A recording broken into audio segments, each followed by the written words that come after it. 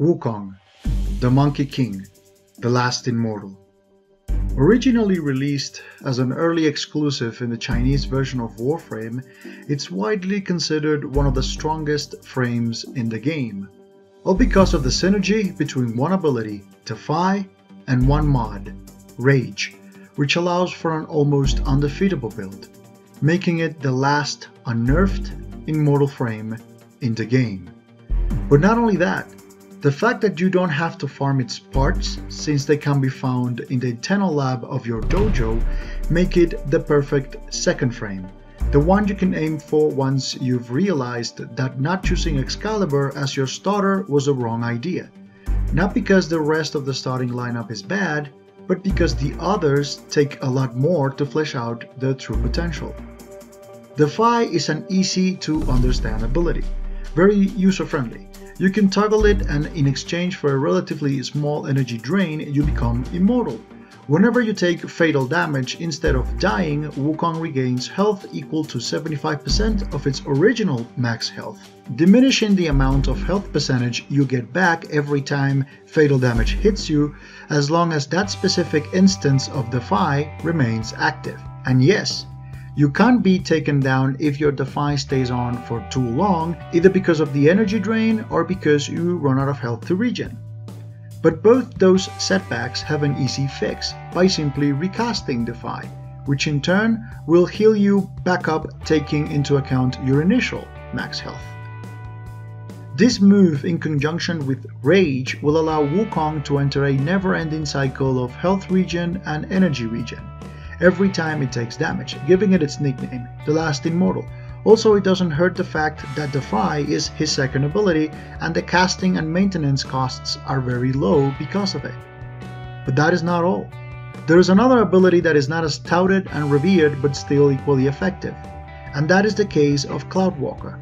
And again, the trend follows, easy to understand and use.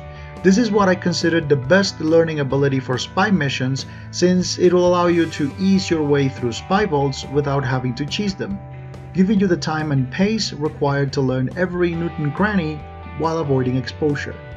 That is, if you can stay off laser traps and grids.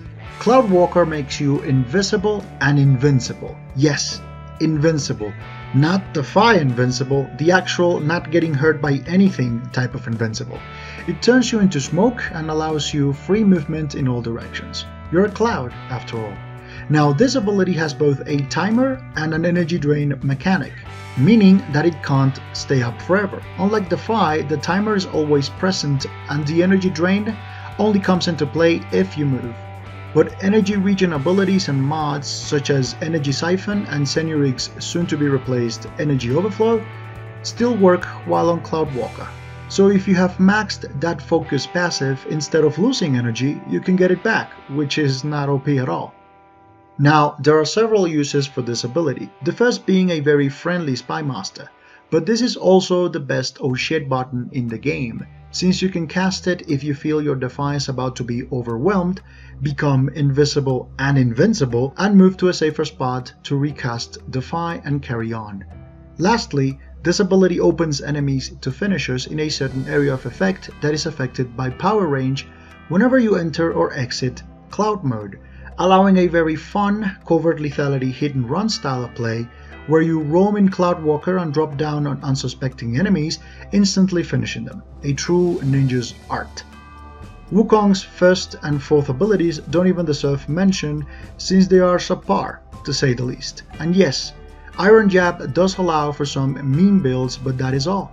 And the Exalted Stick, aka Primal Fury, it's regarded as the worst exalted ability in the game. When regular melee is the most powerful thing in Warframe, you don't feel the need to build for it. Let's get to the build. Costing 3 forma, it revolves around the use of Defy and Cloudwalker almost exclusively. You can say this is a very far off build, but you can get almost identical results if you drop the Exilus mod, reducing the forma cost from 3 to 1. Heavy focus on duration with some efficiency and range, you can honestly also drop Constitution and use Vitality instead. This allows for more health regained during the same Defy instance, but I prefer higher duration because of Cloudwalker. This gives you the ability to stay in cloud mode for 70 seconds, which is a lot. The thing is, you can change anything from this build, except Rage. It's the only mod that is an absolute must for Wukong. What makes this Warframe work is the incredible synergy between this mod and his kit, which in turn makes him an excellent battering ram and also an ideal choice for those Lua and Kuba Fortress Sortie rescue missions. Its ability to tank damage is almost uncontested. Wukong's case in the metagame is weird. Most people think he's very good, but still he remains criminally underused. If you're a new player and you find yourself searching for a second frame, Wukong is ideal for you. Easy to get, even though it does require 2 Argon Crystals and 2 Nighten Extract to build, and very easy to understand and use. His flexibility, both as a tank and as a utilitarian, will fill 2 roles with 1 frame, and early on, those 3 starting frame slots are precious. That's why he's so good. If you're a veteran and you got Wukong but said, meh, give it a second chance. He won't disappoint. Trust me. Thank you very much for watching. If you enjoyed this video or you found it interesting, please consider giving it a like. Also, don't forget to subscribe for more Warframe content. Wherever you are, have an amazing day. I'm Deuce, and I'll see you in the next one. Take care.